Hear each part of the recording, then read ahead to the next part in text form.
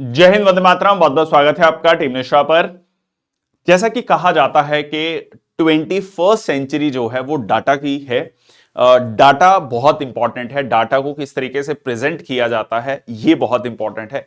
तो आज के सेशन में हम भारतीय अर्थव्यवस्था का, इंडियन इकोनॉमी का डाटा जो है, इकोनॉमिक डाटा, तीन बहुत इंपॉर्टेंट चीजें मैं डिस्कस करने वाला हूं कि किस तरीके से डाटा को मैनिपुलेट किया जाता है या कह लीजिए गलत तरीके से प्रेजेंट किया जाता है। मतलब करेक्ट पिक्चर जो है वो नहीं शो की जा रही है। उसको लेकर मैं तीन आपके सामने डाटाज रखूंगा, उसका क्या सोर्स है वो भी बताऊंगा। बहुत इंपॉर्टेंट है क्योंकि ये इकोनॉमिक सर्वे और बजट का कह लीजिए समय चल रहा है और बहुत इंपॉर्टेंट है इन तीन डाटा को जानना, समझना और कैसे ये भारत की अर्थव्यवस्था को इंपैक्ट कर रहा है। चलिए शुरुआत करते हैं सेशन की।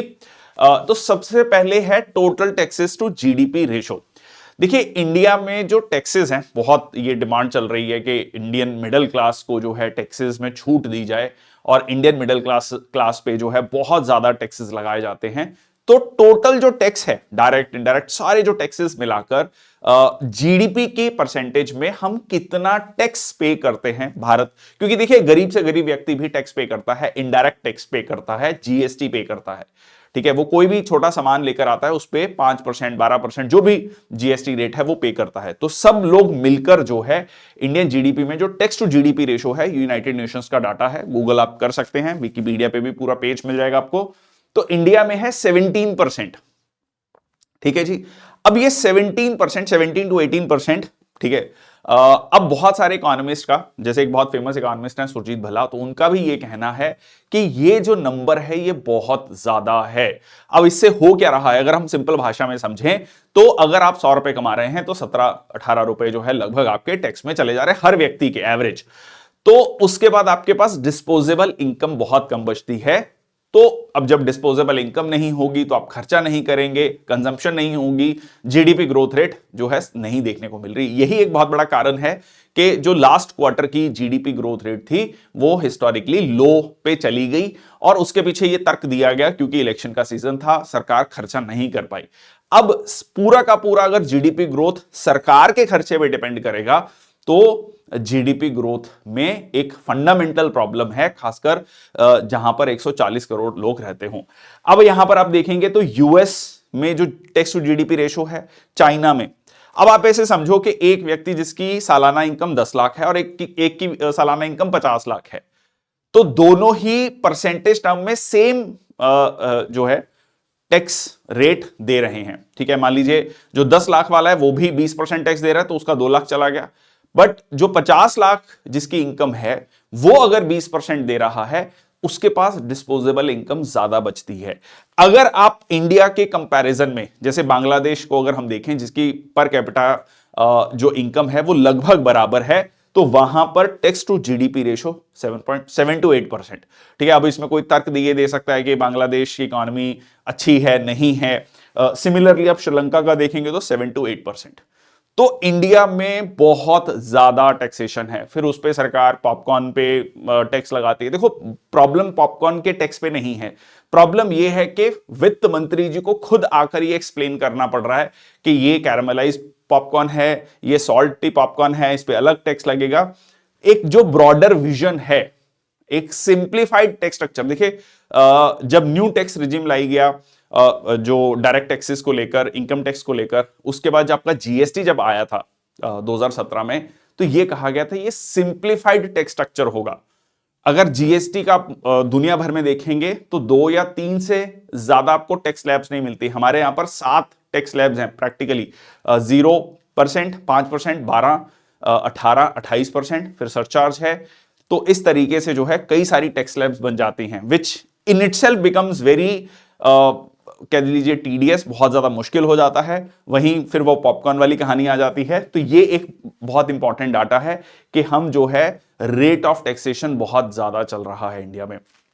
ठीक है जी। नेक्स्ट आता है एफडीआई टू जीडीपी रेशो। अगर आप एक आर्टिकल देखेंगे प्रेस इंफॉर्मेशन ब्यूरो का, तो वो ये कहता है कि इंडिया में जो एफडीआई है पिछले साल के मुकाबले में 26% इंक्रीज हो गई है। तो उसमें सरकार कह रही है, देखिए जी हम कितनी हमारी अट्रैक्टिव एफडीआई पॉलिसीज है। एफडीआई क्या होता है? फॉरेन डायरेक्ट इन्वेस्टमेंट होता है। बेसिकली जो फॉरेन की कंपनीज हैं वो भारत में आके इन्वेस्ट करती हैं। और जब 1991 में इंडिया की इकोनॉमी ओपन अप की गई थी तो उसमें मेन कह लीजिए फैक्टर यही था कि फॉरेन कंपनीज के लिए जो है इंडिया के दरवाजे खोले जाएंगे और वो यहां पर आकर इन्वेस्ट कर सकेंगे। ईज ऑफ डूइंग बिजनेस की बात की गई। अब परसेंटेज टर्म में अगर आप देखोगे like FDI to GDP ratio, वो वर्ल्ड बैंक का डाटा ये कहता है नेट इनफ्लो 0.8%। ठीक है, तो एफडीआई परसेंट ओवरऑल टर्म्स में बढ़ रहा है बट परसेंटेज ऑफ जीडीपी में इट इज ओनली 0.8%। ठीक है, अब जब चाइना +1 की बात की जाती है कि भाई आप डीकपलिंग फ्रॉम चाइना, कि चाइना के अलावा मैन्युफैक्चरिंग कहां पर हो, तो एक ऑब्वियस चॉइस आती है भारत। पर वो मैन्युफैक्चरिंग भारत में ना आकर कहां जा रही है, वियतनाम में जा रही है, ब्राजील में और देशों में जा रही है। वियतनाम में छोटा सा देश है, FDI to GDP ratio 4.3%, Brazil में 3%। ठीक है जी, सिंगापुर में 35%। ठीक है, बहुत सारे लोग कह सकते हैं एफडीआई सिंगापुर बहुत छोटा सा एक सिटी स्टेट है और डेवलप्ड कंट्री है, but still you need to see के ये एफडीआई जो टू जीडीपी रेशो है इसको बढ़ाना बहुत जरूरी है। अब ये सोच के चलिए कि यही एफडीआई टू जीडीपी रेशो अगर हमारा 0.8% से 3 to 4% के बीच हो, जैसा कि आपका यहां पर है ब्राजील और वियतनाम जो डेवलपिंग कंट्रीज हैं, तो आप मान के चलिए इंडिया की एफडीआई जो है 4 से 5 गुना अगर बढ़ जाए तो कितना ज्यादा ग्रोथ रेट में पुश मिलेगा भारत को। ठीक है, तो ये एक बहुत बड़ा इंपैक्ट है जिसमें कि सरकार ये कह देती है कि हाँ जी हमारा देखिए एफडीआई बढ़ रहा है, 26% एफडीआई बढ़ गया है, but that is not a correct way of seeing the things.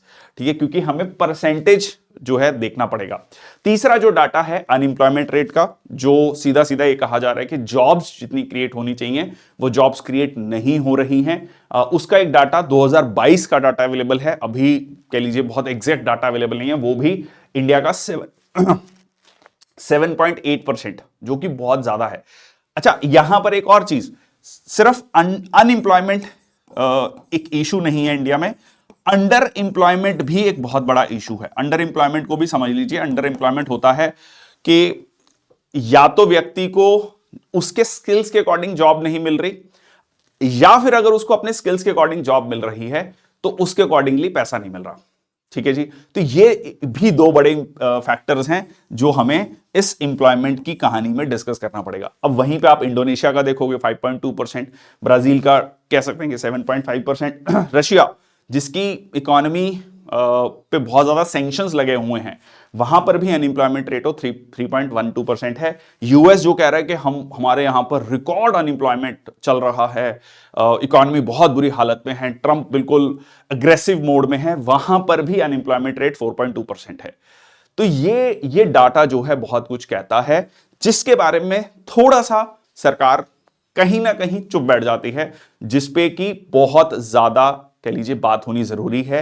वो कहते हैं ना कि जब बहुत सारे इकोनॉमिस्ट ये कह रहे हैं कि इंडिया में जो सबसे ज्यादा इंपॉर्टेंट है आज के समय पर वो है जॉब्स, जॉब्स एंड जॉब्स को क्रिएट करना। वो कैसे क्रिएट होंगी, जब आपका एफडीआई टू जीडीपी रेशो बढ़ेगा। ठीक है जी, आपका जो total taxes to GDP ratio है वो कम होगा, लोगों के हाथ में पैसा आएगा, लोग खर्चा करेंगे, हमारी इंडस्ट्रीज ग्रो करेंगी और उससे और लोगों को जॉब्स मिलेंगी।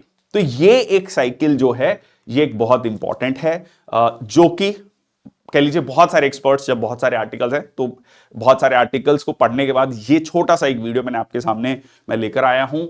कैसा लगा जरूर बताएगा कमेंट सेक्शन बॉक्स में। इट इज वेरी इंपॉर्टेंट कि ये बातें जो है कहीं ना कहीं किसी ना किसी तरीके से, किसी ना किसी माध्यम से जो है पॉलिसी मेकर्स तक पहुंचनी चाहिए, ताकि जो बहुत बड़ी मिडिल क्लास पॉपुलेशन है जिनके कंधों पर कह सकते हैं कि ये इकोनॉमी चल रही है, उनको रिलीफ मिले और उनको जॉब्स उनके लिए क्रिएट हों, उनकी स्किल्स के अकॉर्डिंग जॉब्स क्रिएट हों। That's all from my side. Thank you so much. जय हिंद, वंदे मातरम।